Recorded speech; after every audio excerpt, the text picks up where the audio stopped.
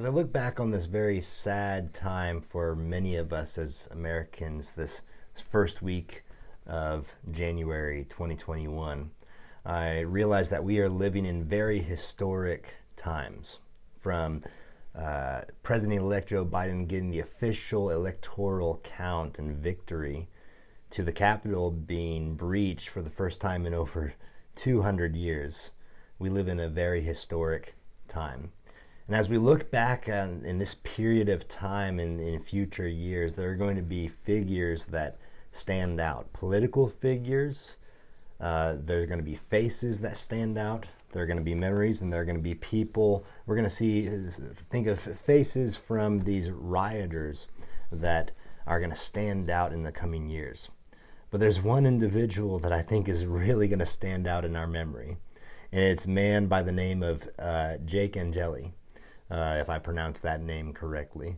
Jake. Who is this Jake? You probably don't know him by name, but if I mention a man with the red, white, and blue face with horns, carrying a flag, that probably rings a bell, and that's going to be a face that I'm going to think about for years. Why is that? Because he stood out. He stood out. Now, times like this in history do stand out, and people in times like this in throughout history stand out. And that's going to be a face, a figure that people for generations probably aren't going to know the name, but they're going to know the face because he stood out. Not for the right reasons, but he stood out nonetheless. We learn from this that there are good ways to stand out and there are bad ways. And we've seen that all year, haven't we? There are good ways to stand out and there are bad ways to stand out. Jesus, in our lesson today from our text, is challenging us to stand out for him. Let's read Matthew chapter 10, verse 32. It says, "Whoever acknowledges me before others, I will also acknowledge before my Father who is in heaven. But whoever disowns me or denies me before others, I will also disown before my Father in heaven." Acknowledge. What does Jesus mean by this term acknowledge? Well, there's two things. In context, he's talking to the disciples as they're about to go out into Israel, and he's telling them, you talk about me. Acknowledge me before people. There are going to be people who are going to try to put you down for your life that you're living, following me and following the way of the cross, but acknowledge me. Acknowledge me with your words.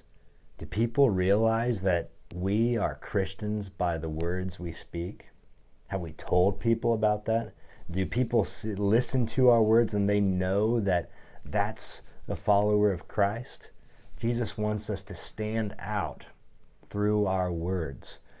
But you know, the Greeks used to use this term also for in another way, to agree or to submit to a proposal is what they would often use this word for. And Jesus is giving us a proposal, a proposed way of life. Are we going to live that way? You see, we acknowledge Jesus through our words, through showing people through our words that we are Jesus' disciple, but we also acknowledge Jesus through our actions, how we live. Jesus has given us a proposed way of life. Are we going to acknowledge that daily towards other people?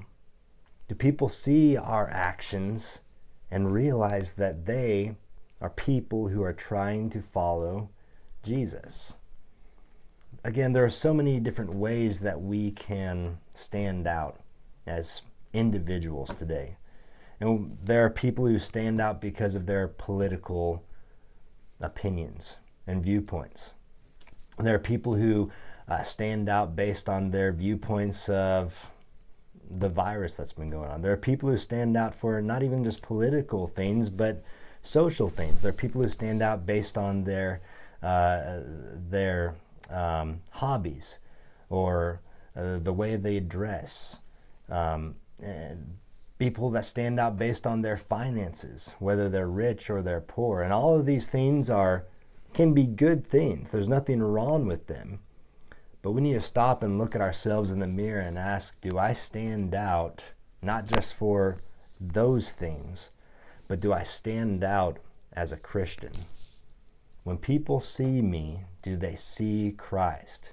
Through my words, by not backing down to tell people that I live for Jesus, and also through my actions.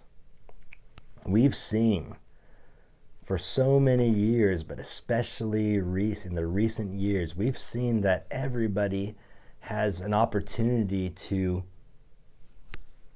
shine in one way or the other through social media. How have people seen and do they view you as just another figure, or do they see and view you as a Christian based off your social media? Do your friends and colleagues at work view you as a Christian or just another colleague? Jesus wants us to stand out for him.